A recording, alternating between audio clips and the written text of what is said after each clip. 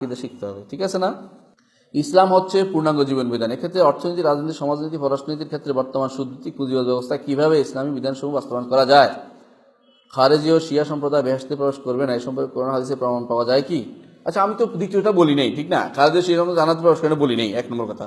এটা তো আল্লাহ জানে কে জানাতে যাবে না যাবে, কিন্তু আমার কথা হচ্ছে তাদের মধ্যে কুফুরি আছে, শিরকি আছে, আর যার কুফুরি এবং শিরকি আছে সে জানাতে যাবে না, এটা আমি বলে দিতে পারি। সুতরাং খারেজি শিবির এবার বলিনি, আমি যেটা বলছি এটা আমি বলতেছি।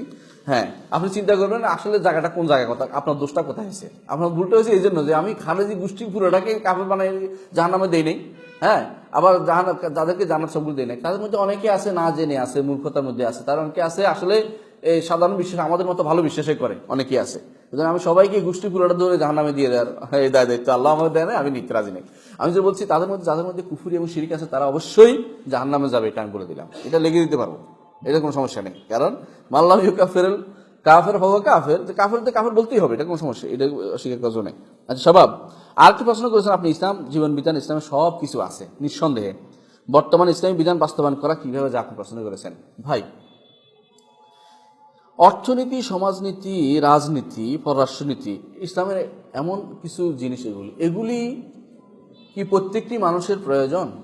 আমার এই পর্যন্ত সমাজনীতি আর পররাষ্ট্রনীতি দরকার হয় নাই, নাকি? আমি অস্বীকার করছি এগুলি ইসলামের ভিতরে আছে। এগুলি অবশ্যই ইসলাহ করতে হবে, শুদ্ধ করতে হবে, চেষ্টা করতে হবে। যখনই সুযোগ পাবো এগুলি আলোচনা করব, কিন্তু এগুলি প্রত্যেকটি মানুষের প্রয়োজন পড়ে না। আগে যেটা প্রত্যেকটি মানুষের দরকার সেটা হচ্ছে আকীদা। আজকের আলোচনার ভিতরে আসি আমি, এটা করব, এটা করার পরে ওইগুলিও চেষ্টা করব। ইসলাম কোনো একটা অংশ নিয়ে দৌড়াতে বলে না, আপনার কথাটা ঠিক আছে, সবটাকে নিয়ে আমি যাব, কিন্তু কখনো এই অংশকে যেটা গুরুত্বপূর্ণ বেশি এইটাকে বাদ দিয়ে অগুরুত্বপূর্ণটা নিয়ে আপনি পাগল হয়ে গেছেন। একজন, আমি ইয়াতে গেছি, ধরেন খেয়াল করেন, ভোলাতে গেছি, একটা আলোচনা করছিলাম, একজন আলোচনা শেষে একজন দাঁড়িয়ে বললেন যে আজানি তো আজানি ভাই যদি কুল্লা ওয়াহিদ মিনে মেয়াতে জলদা, আল্লাহ তাআলা জিনাকার ব্যভিচার 100 বার করতে বলেছে, আপনি এর ব্যাপারে কিছু বললেন না। তাহলে এখানে ব্যভিচারী কোনো লোক আসছে নাকি?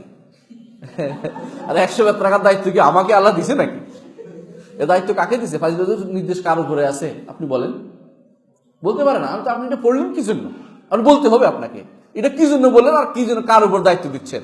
আল্লাহ আপনাকে মুক্ত করেছে যে বিপদ থেকে, সেই বিপদ থেকে আপনি মুক্ত আছেন। আরে আল্লাহর এই নির্দেশনা বাস্তবায়ন করার গুণাগার কি হবে?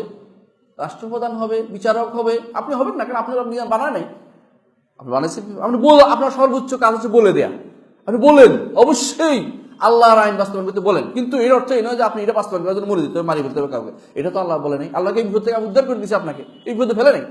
এটা বিপদ। দায়িত্ব যত বড় হয় বিপদ তত বেশি হয়। আপনার দায়িত্ব যতটুকু আছে, দাওয়াত আকীদার কাজ, দায়িত্ব অবশ্যই দিতে হবে আপনাকে, বলতে হবে। এটা কিন্তু কারো মাপ নাই। এই দাওয়াতের দায়িত্ব কেউ মাপ দিতে পারবেন? এই আকীদা থেকে মুক্ত হতে পারবেন কেউ? পারবেন না। আপনি এই দায়িত্ব নিজের উপরে জোর করে নিচ্ছেন কেন? যে দায়িত্ব আপনার উপরে আল্লাহ তাআলা দেন নাই। হ্যাঁ, পররাষ্ট্রনীতি, সমাজনীতি আপনি জানতে হবে, শিখতে হবে, বাস্তবায়ন করতে হবে। আপনাকে বলছি ভাই, অবশ্যই জানতে হবে, এটা পড়তে হবে। ইসলাম কি বলেছে পররাষ্ট্রনীতি সম্পর্কে, ইসলাম সমাজনীতি সম্পর্কে কি জানেন, জেনে আপনার ছাত্রদেরকে বুঝান। আপনার এরকম মজলিসে বসে বলেন যে ইসলামী পররাষ্ট্রনীতিটা আমি জানি, শুনি, কিন্তু এদের কিন্তু বলে দেখবেন যে ওরা বলবো যে পররাষ্ট্রনীতি আমি কি করবো, আমি না পররাষ্ট্রমন্ত্রী, না পররাষ্ট্র সচিব, না পররাষ্ট্র বিষয়ে কাজ করি আমি, আমাকে এটা শিখে, এটা তো অতিরিক্ত জিনিস। হ্যাঁ, জানতে হবে, কিন্তু এটা প্রত্যেকটি মানুষের প্রয়োজন নয়। যার দায়িত্ব সে অবশ্যই সেটা জেনে নিতে হবে, দায়িত্বের ভিতরে পড়ে। কিন্তু আকীদা প্রত্যেকটি মানুষের প্রয়োজন। এমন কোনো মানুষ বলতে পারবেন না যে আমার আকীদার প্রয়োজন নাই, তাহলে সে জান্নাতে যাবে না, জাহান্নামে চলে যাবে। কিন্তু পররাষ্ট্রনীতি না জানলে অনেকে জান্নাতে ইনশাআল্লাহ যেতে পারবে, আমি শিওর আছি। রাসূলুল্লাহ সাল্লাল্লাহু আলাইহি ওয়াসাল্লাম ওই ব্যক্তি সম্পর্কে বলেছেন, যে ব্যক্তি এসে বলল যে লা আজিদু আলা হাযা ওয়া লা আনকুস, তখন 5টি জিনিসের ইসলামের রকমগুলি বললো, ইমানের রকমগুলি বললো, আমি আর একটু বাড়াবো না, রাসূল বলেন জান্নাতে যাবে বলছে। হ্যাঁ, আকীদার কথা বলার পরে জান্নাতে যাবে বলছে, কিন্তু আপনি সমাজনীতি সম্পর্কে কিচ্ছু জানতো না, আমি শিওর আছি সে লোকটা জানতো না। পররাষ্ট্রনীতি জীবনেও সে পড়ে না, আমি শিওর আছি, কিন্তু সে কিন্তু জানার যাওয়ার ব্যবস্থা আছে। কিন্তু আপনার আমার গুরুত্ব দিতে হবে যে জিনিসটা শরীয়ত গুরুত্ব দিয়েছে, আল্লাহ রাসূল যেটা গুরুত্ব দিয়েছে, এটা হচ্ছে আকীদা। 13 বছর রাসূল আকীদার গুরুত্ব দিয়েছে। কোথায় সমাজনীতি ছিল? আপনার রাজনীতি ছিল কোথায়? ছিল এই রাজনীতির অংশ? রাজনীতি নিষিদ্ধ আমি বলছি না, কিন্তু আপনার গুরুত্ব দিতে কোনটা? আপনি আপনি যদি রাজনীতি বিজ্ঞানের টিচার হন, আপনি অবশ্যই আপনার ছাত্রকে শিখাবেন। আপনি যদি রাজনীতির লোক হন, আপনার দায়িত্ব পাইছেন, আপনাকে সরকার একটা অ্যাসেম্বলি খুলে দিয়ে একটা কিছু একটা খুলে দিয়েছে আপনাকে, রাষ্ট্র অথবা আপনাকে এতে নিয়ে গেছে, সংসদে নিয়ে গেছে কোনো বিশেষ কারণ, আপনি সেখানে রাজনীতি করেন, আপনার মানা করছি না, কিন্তু এটা সব মানুষের রাজনীতিবিদ বানাই ফেলবেন না আপনি। কারণ সব মানুষ রাজনীতির দরকার নাই।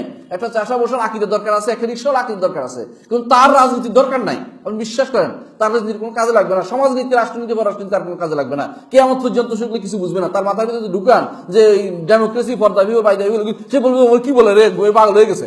আমার উপর রাগ করবেন না, আমি একটু কঠিন এই সমস্ত বেলা আমি কষ্ট লাগে যে আসলে আমার দায়িত্ব কোনটা, আমি কোনটা করছি। আকিদার দায়িত্বটাকে আমি কেন ভুলে যাচ্ছি?